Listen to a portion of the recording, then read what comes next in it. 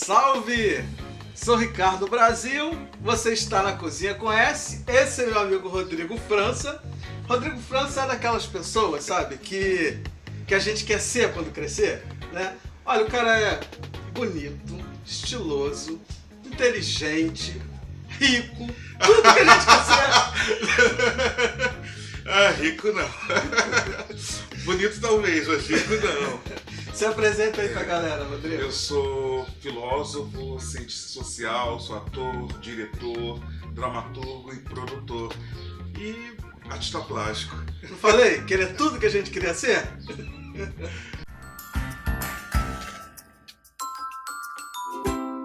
Então, Rodrigo, pra gente começar... E a gente não falou o que a gente vai fazer hoje? O que a gente vai fazer hoje? É um macarrão de abobrinha de cenoura, né? Com um molho de shiitake chinês. Nossa, que coisa chique, né? É saudável, então vamos nessa. Então a gente começa aqui ralando, né? Então assuma o seu posto, que eu tô aqui hoje, teu ajudante. Nessa posição vertical. E eu vou aproveitar, enquanto você tá ralando aí, eu vou cortando aqui o cogumelo, tá? Tá bom. Flâmulas. Flâmulas, olha. Eu nunca tinha ouvido falar isso, né? Porque aí dá mais sabor, né? Faz o que que deixar em quadradinho, aí dá mais sabor, tem questão da textura, até mesmo o alho. Agora, Rodrigo, você é um cara que é um artista, ativista, militante, né? Empreendedor. Você tá com 2 espetáculos em cartaz no momento, é isso? Ensaiando mais 2. Eu tô com o Pequeno Príncipe Preto, que aí pega toda a família. Com a atuação do Júnior Dantas, onde eu faço a direção e o texto é meu. Contos Negreiros do Brasil, que está viajando pelo Brasil, a gente vai fazer São Paulo agora. Que é maravilhoso. Obrigado. Onde eu sou ator, é da direção do Fernando Filbert, texto do Marcelino Freire. E aí eu tô em outubro, eu estreio um espetáculo chamado O Encontro. Também é produção sua? Não. Atuação, direção do Isaac Bernardes. É um texto gringo, que ainda não posso falar porque a produção não é minha e aquelas coisas, né? Tem que pedir autorização. Em novembro tem o Grande Circo dos Sonhos, que a produção é minha. Que a gente fala sobre a questão do lúdico, também um espetáculo para toda a família. Eu cada vez mais quero investir, principalmente na primeira infância, de 0 a 6 anos, que a gente fica numa militância, numa discussão com o adulto, o adulto já tem uma estrutura já formada, né? E aí a gente tem que pensar um pouco nessas crianças em relação a que mundo é o ideal, né? Para elas, mais justo, mais democrático, coisa que a gente não tem até hoje, né? Existe uma suposta democracia em todas as estruturas econômicas, a estrutura principalmente racial, e que é um mito, né? Exatamente. Na verdade, assim, são tantas as questões, né? Porque a gente tem a questão da mulher, tem a criança, tem a questão, né, da LGBT, tem a questão da masculinidade, né? Que é algo que pouco se falava, mas agora acho que a gente está começando a fazer esse tipo de discussão e é extremamente importante, né? Porque são tantos os desafios, né? Eu fico pensando, né? O machismo é algo tão sem sentido que quando você para pensar no que diz respeito ao homem negro, a coisa é mais sem sentido ainda, assim, na minha opinião. Não sei nem se dá para ser mais sem sentido. Mas o que eu fico pensando, numa estrutura social aonde um homem negro vale menos que a mulher branca, ou seja, esse machismo desse homem negro, ele atinge diretamente a mulher negra, o LGBT negro, enfim. É a coisa do auto-ódio, né? A gente fazendo mal pra gente mesmo. Você já parou pra pensar sobre isso? De uma certa forma a gente foi educado dessa maneira, né? Esse homem bruto, esse homem violento. E até a vida desse homem negro, tô falando uma questão da maioria, uma relação muitas vezes socioeconômica, a vida desse homem negro é de violência, né? Imagina, a gente está discutindo num país que a cada 23 minutos um jovem negro é morto. Exatamente. Então, isso aí a gente está discutindo um parente, está discutindo um vizinho, um amigo, né? Então, esse policial, eu não estou falando de indivíduo, estou falando de instituição, que é a polícia militar, principalmente do Rio de Janeiro, que é a polícia que mais mata no mundo, segundo a ONU. E é que mais morre também, né? Que mais morre também. Isso é muito louco, e né? muitas vezes não, a maioria que morre desse policial também é negro. Então a violência está estabelecida desde cedo, né? O racismo que está na escola, principalmente na primeira infância, existem pesquisas seríssimas que vão falar sobre isso, né? Como o menino negro de 0 a 6, 7 anos ele é visto pela escola em relação ao seu erro, né? A criança branca ela pode errar e o erro é pedagógico. Essa criança negra já é marginalizada, né? Dentro da estrutura da escola. O próprio olhar da sociedade como esse menino que é uma fala, um termo horroroso, que é a semente do mal. O quanto, por exemplo, homens brancos de 20 e poucos anos, 30, erram e 40 a gente teve agora coisa a história da Pepeca Rosa lá na Rússia. Sim, e aí é uma infantilidade. E aí quando você tem crianças de 7, 8, 10 anos que erram, crianças negras, e aí tem que ir pro poste, né? Olha como é que a sociedade é tão barbária. Essas mesmas pessoas que dizem que esses homens são, né, esses pais de família, né, apenas era uma brincadeira, foi apenas uma infantilidade, são essas pessoas que defendem a maioridade penal. Sim. Que a maioridade penal, para que a gente sabe muito bem, ela é para meninos negros, né?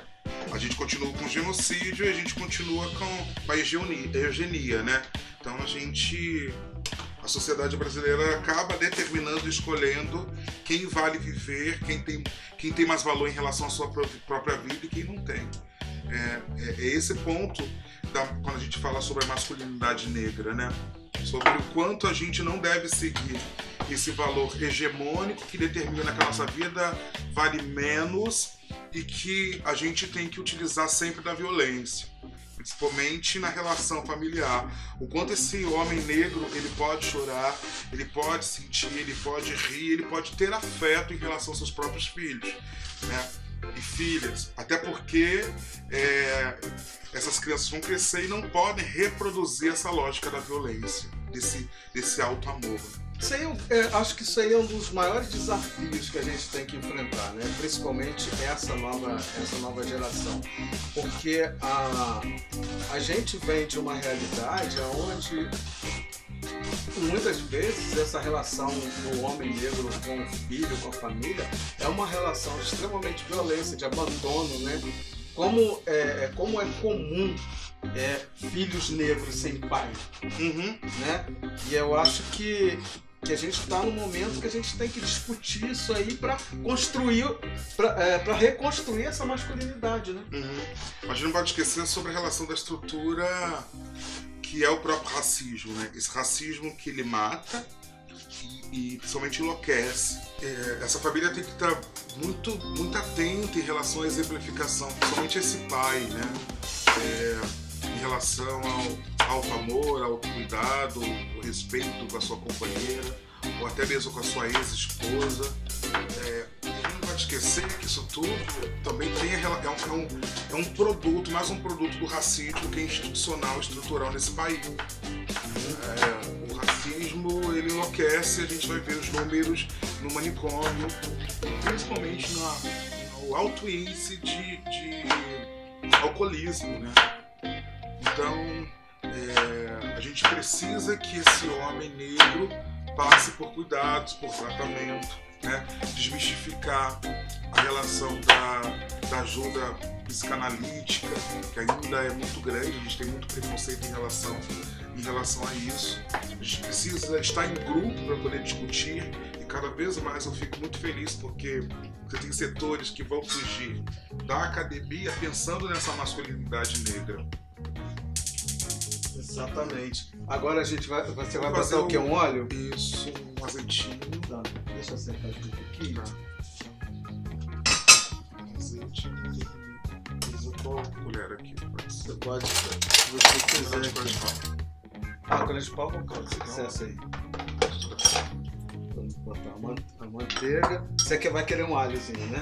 Isso. Quadradinho. Não precisa socar, não. Tá. Chá comigo, que eu tô ficando craque aqui. Mas é isso, né, Rodrigo? São tantas questões, né, e que ficam aí adormecidas, né, e que a gente tem que falar sobre, né? Tem que externar. Então, essa questão da troca é fundamental, né?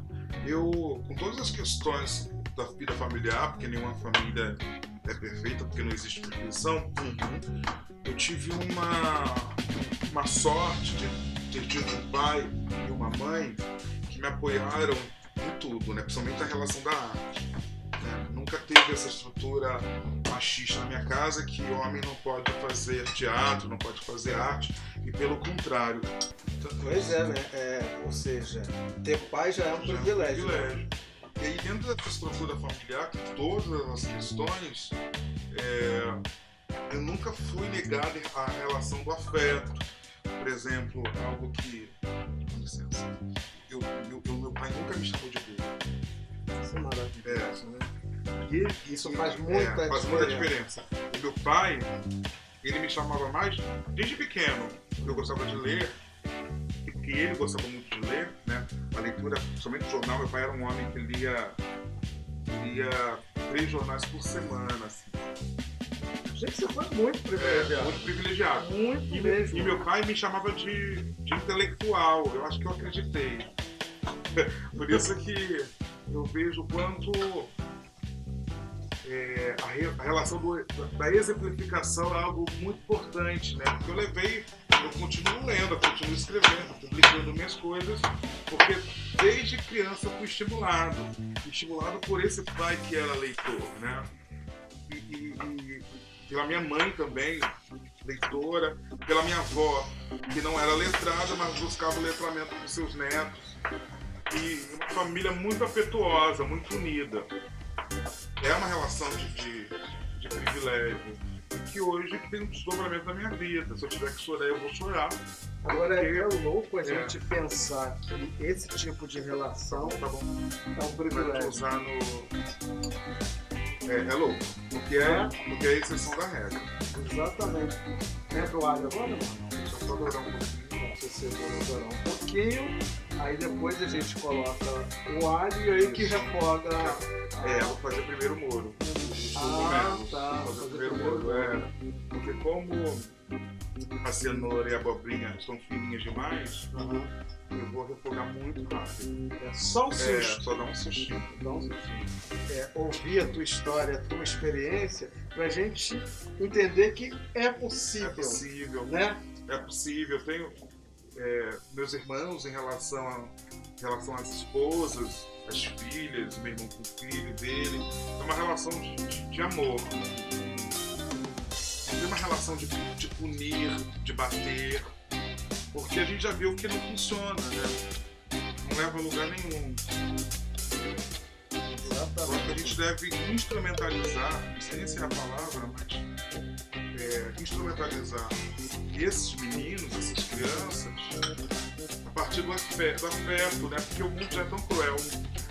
A gente tem uma coisa assim, a gente desde pequeno ensina as nossas crianças negras a sobreviver em cima do racismo, porque não é nem viver, é sobreviver em cima do racismo. Porque essa criança é violentada desde o momento que ela sai de casa o tempo todo. Desde que ela nasce. Porque você tem ali a violência obstétrica. Exatamente. Né? E se essa criança ainda for violentada dentro de casa, realmente é muito difícil. E aí tem essa cobrança que você tem que ser 10 vezes melhor, ou seja, tem que ser sempre forte.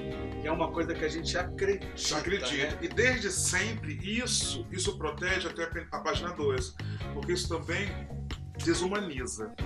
Você tem que ser forte, você é a rocha. Né?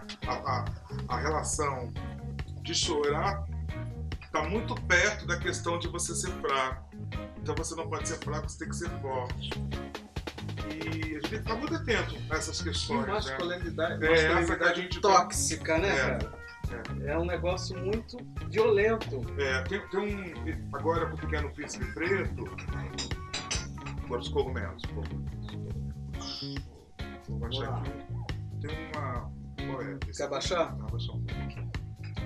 O Pequeno Príncipe Preto é impressionante, é um espetáculo que toca muito toda a família, principalmente os adultos. É um espetáculo que toca muito os adultos e principalmente os pais. E eu fico tão feliz que os pais estão acompanhando seus filhos, as suas esposas. Inclusive eu tenho um relato de ex-esposas, de pai que está levando o filho, a filha com a ex-esposa porque quer se sentir abraçado nessa configuração familiar. E principalmente de famílias de todos os tipos estão levando os seus filhos. E aí tem parte onde... Você diz família de todos os tipos. A avó que leva o filho, 2 pais, 2 mães, mãe solo, pai solo.